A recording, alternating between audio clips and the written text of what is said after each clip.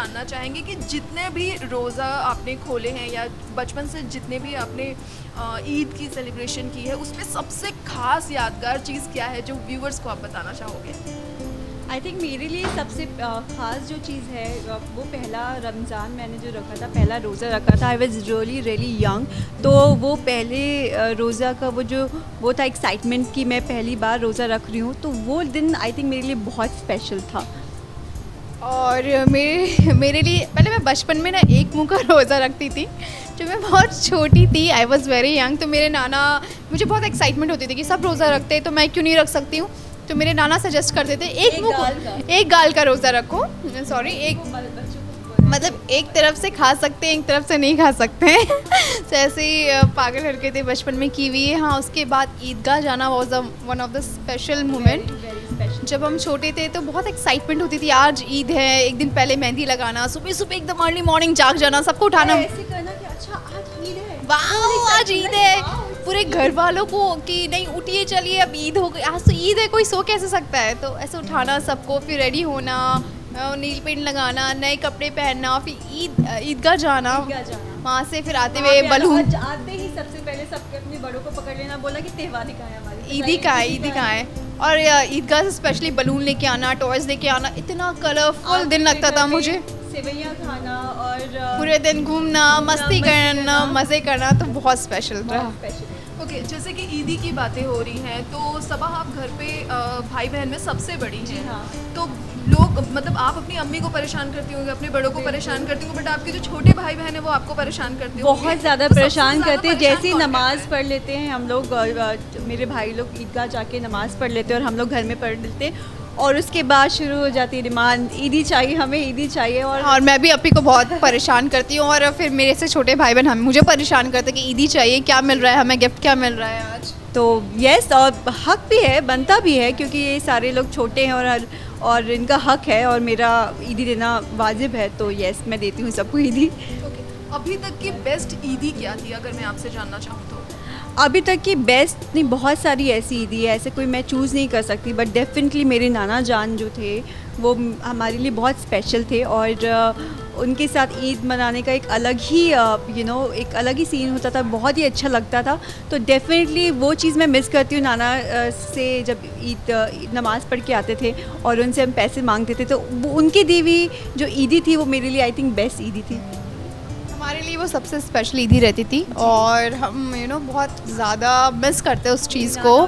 मेरे नाना नानी को, मेरे नाना अम्मा को बहुत मिस करते हैं, और आज वो होते तो मैं अभी भी उनसे वैसे ही ज़िद करती ईदी मांगने की। बट हाँ, I really miss those days. So उम्मीद सबा में मतलब खाने के शौकीन तो हो ही आप लोग, बनाने के कौन शौकीन है और क्या बनाया, अभी तक कुछ बनाया आप लोगों ने ईदी में? ईद में क्या होता है कि जो हमारी जो घर में काम करते हैं उनको भी हम छुट्टी देते हैं ताकि वो भी ईद मना सकें, और जब वो ईद मनाना चाहते हैं तो डेफिनेटली फिर सारा काम हमें खुद करना पड़ता है। तो हम सब डिवाइड करते हैं, सफाई से लेके घर की रख रखावट, और फिर उसके बाद खाना बनाना, मेहमानों को अटेंड करना, तो ये सारा काम हम करते हैं और बहुत इंजॉय करते हैं क्योंकि हम सब लोग मिलके करते हैं। और बनाने की बात रही तो डेफिनेटली हम सब लोग बनाते हैं, बट बट डेफिनेटली सबसे ज़्यादा हम अपनी अम्मी का खाना पसंद करते हैं क्योंकि वो सबसे बेस्ट कुक है घर के अंदर। ओके, सब अगर मैं बात करूँ खाने की तो सबा एंड सोमी क्या फरमाइशें होती हैं कि नहीं ये बन रहा है तो मुझे नहीं पता बट ये तो बनना ही चाहिए? तो सेवैयाँ तो डेफिनेटली, मोस्ट डेफिनेटली सेवैयाँ बहुत इंपॉर्टेंट है। इसके अलावा बिरयानी बिरयानी बहुत अच्छी लगती है हमें, बहुत अच्छी बिरयानी पूरा दिन जो दो चीज़ें होनी ही होनी चाहिए, बिरयानी या बॉमनर से एक सेलिब्रिटी बन गए हैं, सो वो तो स्पेशल है ही। तो इस ईद को किस तरह से सेलिब्रेट करते हैं? देखिए, अल्लाह सब अल्लाह का शुक्रिया अदा करना चाहेंगे। करते हैं ऊपर वाले का कि उन्होंने इतनी अच्छी लाइफ दी, हमारी लाइफ 360 डिग्री चेंज हो चुकी है। डेफिनेटली लास्ट ईयर हम अपने घर पे थे, वी वर लाइक हम जैसे हमेशा मनाते वैसे मनाते थे, इस बार भी वैसे मनाएंगे बिल्कुल, क्योंकि दिल से हम अंदर से चेंज नहीं हुए, हम घर में वैसे ही जाएंगे, वैसे ही काम करेंगे, और दिल से हम अंदर से कॉमनर ही हैं और रहेंगे हमेशा, और रहना भी चाहिए लोगों को। सेलिब्रिटी बन के कुछ ऐसा नहीं कि चेंज होना चाहिए, अंदर से हम वैसे ही हैं और वैसे ही खुल के और अच्छे से ईद मनाएंगे। सबसे मिलेंगे, मज़े करेंगे। और मम्मी, मैं आपसे रिक्वेस्ट करना चाहती हूँ मुझसे ज़्यादा काम मत कराइएगा।